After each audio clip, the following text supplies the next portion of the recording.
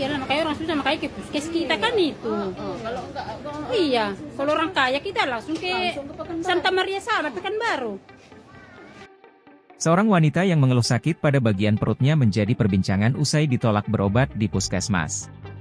Peristiwa tersebut terjadi di Puskesmas Dayun, Kabupaten Siak, Riau. Dalam video yang beredar, nampak seorang ibu-ibu tersebut merintih kesakitan sambil memegangi perutnya. Seorang ibu yang menggunakan sueater berwarna abu-abu itu bahkan terlihat muntah-muntah. Dia berupaya untuk mengisi kembali perutnya dengan sesuap nasi. Hanya saja ibu tersebut kesulitan untuk menelannya. Usut punya usut, wanita tersebut ditolak berobat karena dia lupa membawa kartu tanda penduduk KTP. Peristiwa itu pun langsung ramai dan diviralkan John Sitorus. Melalui akun media sosialnya, John Sitorus mengecam tindakan petugas puskesmas. Dia menyebut petugas puskesmas tak punya hati nurani.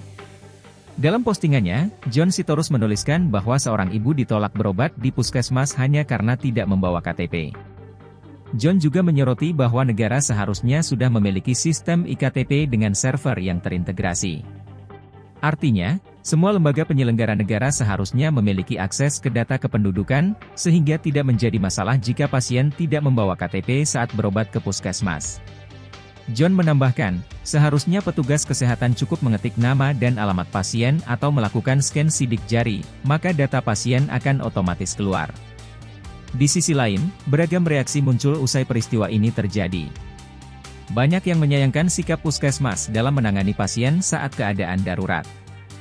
Namun ada juga warganet yang menyayangkan nenek tersebut tak membawa identitas.